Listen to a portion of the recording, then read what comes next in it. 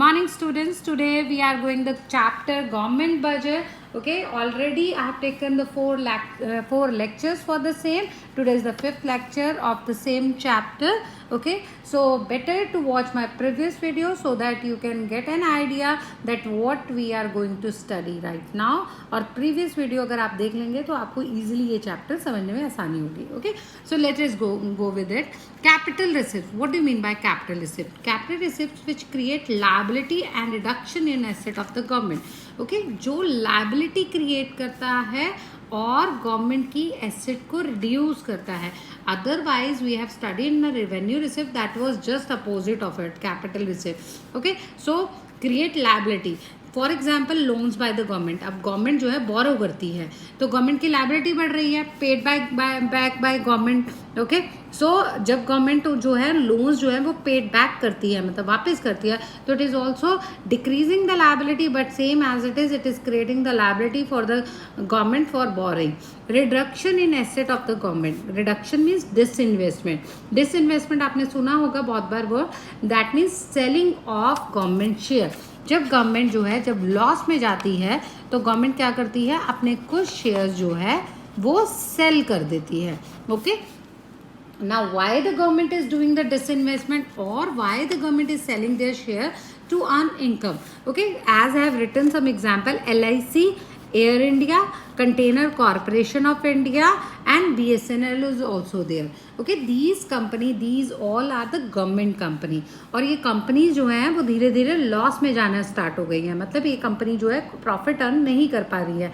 तो गवर्नमेंट के पास last option रहता है, that is to sell some of the share of this company so that the company can rebuild or government can earn some income from it.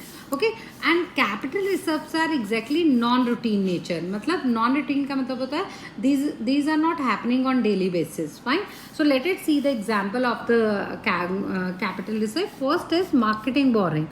Okay, government जब open market operation raise through auctions. Open market operation already we have discuss in the last chapter of banking as well. Okay, so open market operation क्या होता है, that is buying and selling security in the open market. Fine, so that means security are raise through auction. तो government जो है auction करती है, नीलामी जिसे कहते हैं. ठीक है, आपने सुना होगा this deal is going 1 2 3 and 3 पे जो है लास्ट डील जिसके पास जाती है. ठीक है, तो इस तरीके से जो है ऑक्शन की जाती है, नीलामी की जाती है. तो this is also a capital receipt. Other borrowing and loans. Government borrow कहाँ से गवर्नमेंट बोरो करती है, government is borrowing from RBI, commercial bank, loan receive from foreign country. So these are creating liability for the government. ठीक है, तो जिससे जो है which is because of this capital receipts are coming. Okay, recovery of loans. Okay, recovery of loan जो है वो asset को डिक्रीज करता है. It means when whatever the asset government is having and whenever the government is recovering the loan, so by this the assets has been decrease. So this is also a part of capital receipt. Next is disinvestment of equity holding in public sector enterprises. मैंने अभी आपसे discuss किया, disinvestment मतलब selling of share. तो जब company अपने share cell कर देती है तो कंपनी की एसेट कम हो जाती है, there is a reduction in assets of the government. So this is also a capital receipt. Okay, next is small saving. Okay, it include post office saving account, post office time deposit, post office recurring deposit, NSS, post saving monthly income account, national NSC जिनके बारे में आपने सुना होगा, national saving certificate and किसान विकास पत्र. ठीक है, so these are और what we call these are the small savings. Okay, which are done by the government. तो this is also capital receipt because these are creating a liability for the government. Next is provident fund and other deposit scheme for the retiring government employee and public sector company. क्योंकि government को इसको पे of करना पड़ता है तो इसके लिए जो है गवर्नमेंट की एसेट्स कम हो रही हैं. Other receipts, railway reserve fund, telecommunication reserve fund, international financial institution. So all these are the part of This is all the part of capital receipts. Fine. So anything which is creating liability or reducing asset, these are called the capital receipt. Let us see the difference between the two, revenue receipts and capital receipts. As I told you student already, these are very very important topic, as well as this one is very important chapter as well. Okay, so what is the difference between the two, revenue receipts and capital receipt? Meaning neither create liability nor reduce any asset.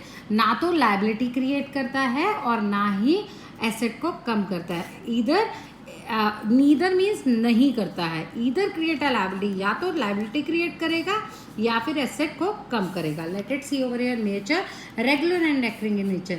ये जो revenue receipts हैं ये government की regular nature में होते रहते हैं, मतलब जल्दी जल्दी जो हैं ये होते रहते हैं. जैसे टैक्स है, टैक्सेस ऑन रेगुलर बेसिस.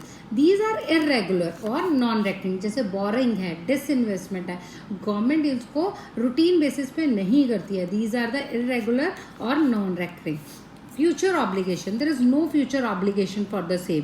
ठीक है, कि गवर्नमेंट की कोई फ्यूचर ऑब्लिगेशन नहीं आएगी इसमें, but these create a future obligation for the government. जैसे बोरो किया है तो बोरिंग जो है आपको कभी ना कभी गवर्नमेंट को कभी ना कभी वो पे ऑफ करना पड़ेगा, तो which is creating future obligation for the government. Future responsibility मतलब उसको पे करने की रिस्पॉन्सिबिलिटी गवर्नमेंट की रहेगी. Last but not the least, the example of revenue receipts is tax and non-tax revenue. Already we have discussed about it. Tax, which is a compulsory payment by the government, and non-tax is which is fees, fines, escheat. These are non-tax revenue. And borrowing, disinvestment, these are the example of capital receipts. Okay, fine.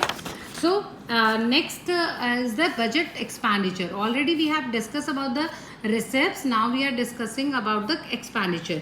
Okay, so it is very easy. Revenue expenditure and capital expenditure. Revenue expenditure which does not create any asset, कोई asset create नहीं हो रही है. जैसे salaries हैं, old age pension है, scholarship है, which these are not creating asset for the government.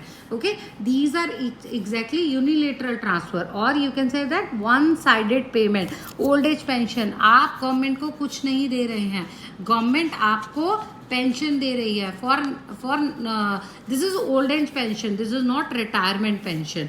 Fine. So this is a revenue expenditure. Do not cause any reduction in liability. Government की liability भी रिड्यूस नहीं होती.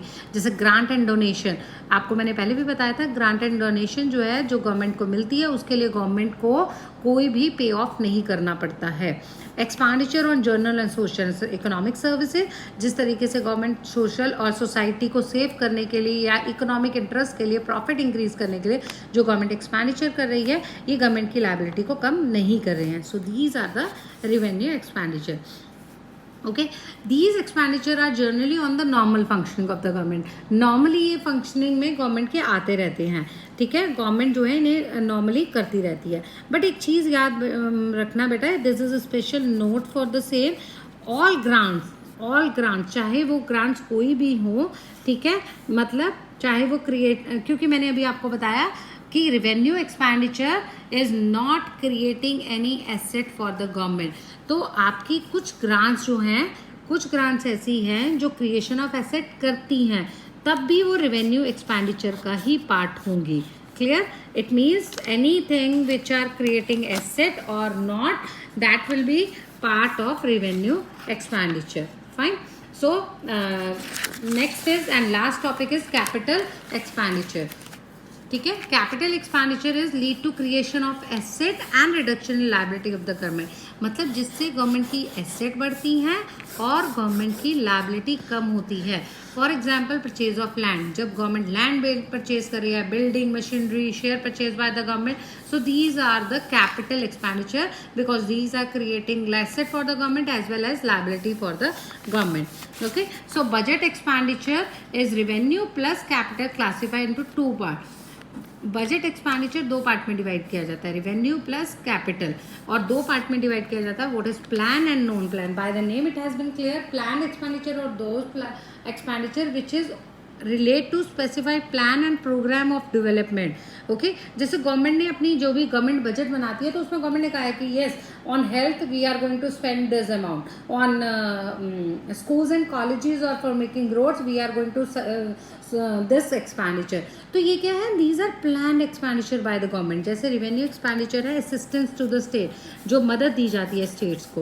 Okay, capital expenditure on construction of roads and bridges, तो ये एक plan में आते हैं गवर्नमेंट के. गवर्नमेंट ने ऑलरेडी इनको प्लान किया हुआ है. But non plan expenditure, as again daily I am taking the example of corona virus, so it's a non plan expenditure. 200 lakh crore का जो है गवर्नमेंट ने, I think 20 lakh, okay, so government has given the budget for the same. तो ये non plan expenditure है. Government was not expecting, जैसे flood आ जाता है, कोई नेचुरल कैलेमिटी आ जाती है, तो these are non plan expenditure. Routine functioning of the government, for example law and order बनाना पड़ गया, अचानक से किसी कंट्री ने अटैक कर दिया, वॉर आ गया, डिफेंस पे, सब्सिडीज पे खर्चा देना पड़ गया, तो ये सारे नॉन प्लान एक्सपेंडिचर है. These can be erase because of the government has not been decided it yet. Okay, and last is your the flow chart of the complete chapter. Okay, just go through it. Government budget has divided in two parts: budget receipt and budget expenditure. Budget receipts again divided in two parts: revenue receipts and capital receipt. Revenue receipts is again divided in two parts: tax and non-tax. Capital reserve, recovery of loan, borrowing, other receipts. Okay, and revenue expenditure and capital expenditure, and then budget expenditure also divided in two parts: plan and non-plan. Already we have discussed about all these things. Okay, thank you students.